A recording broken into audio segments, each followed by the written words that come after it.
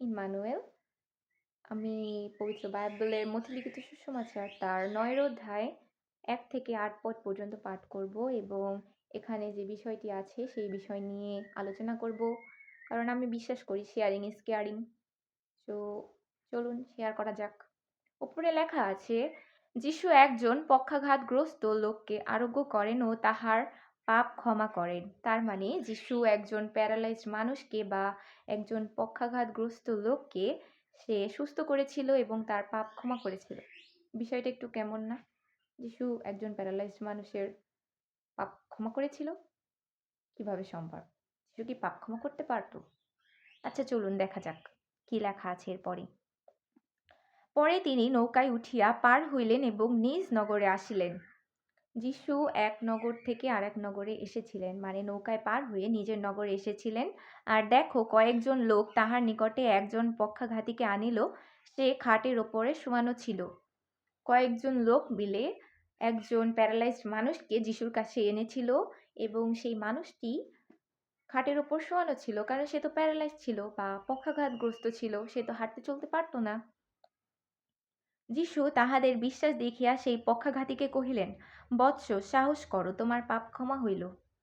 যিশু সেই অন্য মানুষদের যে বিশ্বাস সেটা দেখে অবাক হয়েছিল যে তারা সেই পক্ষাঘাতগ্রস্ত মানুষটিকে খাটে করে নিয়ে এসেছে যিশুর কাছে। তাই যিশু তখনই বলল সেই প্যারালাইজড মানুষটিকে যে, উঠো, সাহস করো, তোমার পাপ ক্ষমা হইল। যিশু কেন এমন বলল? যে সে কেন বলল না যে তুমি সুস্থ হলে বা তোমাকে সুস্থ করা হলো? সে কেন বলল যে তোমার পাপ ক্ষমা হইল? আচ্ছা দেখা যাক। এরপরে আছে, আর দেখো, কয়েকজন অধ্যাপক মনে মনে কহিল, এই ব্যক্তি ঈশ্বর নিন্দা করিতেছে। তখনকার সময়ে যে অধ্যাপকেরা ছিল বা গুণীজন মানুষেরা ছিল ওই যিশুর সময়ে, তারা মনে মনে বলছিল যে যিশু ঈশ্বর নিন্দা করছে। মনে মনে বলছিল, কিন্তু যিশু তো মনের খবরও জানে, তাই না? তো তখন যিশু বুঝতে পেরেছিল যে তারা মনে মনে এই কথাগুলো ভাবছে। তখন যিশু তাহাদের চিন্তা বুঝিয়া কহিলেন, তোমরা কেন মনে মনে কুচিন্তা করিতেছ? তখন যিশু তাদের চিন্তা বুঝতে পেরেছিল এবং তাদের তখন সামনাসামনিই বলল যে তোমরা কেন এরকম কুচিন্তা করছো বা এরকম ভাবনা ভাবছো যে ঈশ্বর নিন্দা করছি আমি, এরকম একটা বিষয়।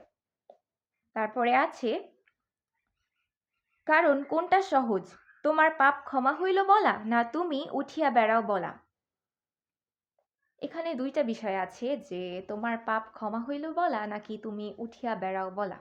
যিশু তো পারতো তুমি উঠিয়া বেড়াও এটাও বলতে পারতো, কিন্তু সে কেন বলল তোমার পাপ ক্ষমা হইল?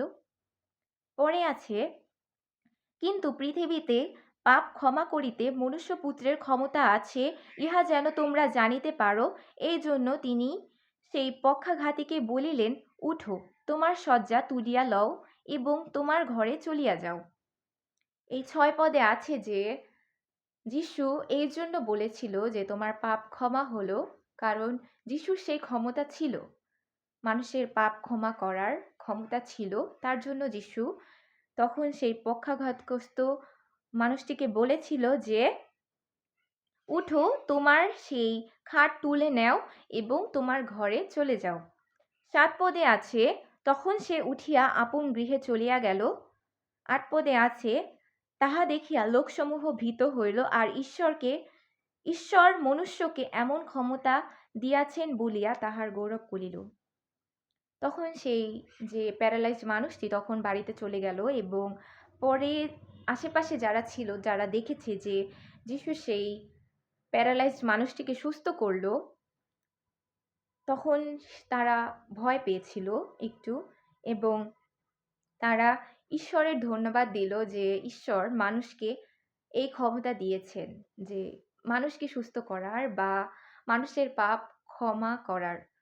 বাইবেলের মথি ৯ অধ্যায় ৯ থেকে ৮ পদে পড়ে আমরা এটাই জানতে পারি যে যিশু সেই প্যারালাইজড মানুষটিকে সুস্থ করেছিল এবং শুধু সুস্থই করেনি, তার পাপ ক্ষমা করেছিল। এটা খুবই গুরুত্বপূর্ণ বিষয়। আমাদের জানা উচিত যে যিশু শুধু মানুষ যে সুস্থ করেছিল তখন এমন নয়, তিনি আরো অনেক আশ্চর্য কাজ করেছিল। তিনি অন্ধকে চক্ষু দান করেছিল এবং তিনি সেই পক্ষাঘাতগ্রস্ত মানুষটিকে সুস্থ করেছিল বা প্যারালাইজড মানুষটিকে সুস্থ করেছিল এবং সবথেকে বড় বিষয় হলো তিনি সেই প্যারালাইজড মানুষটির পাপ ক্ষমা করেছিল।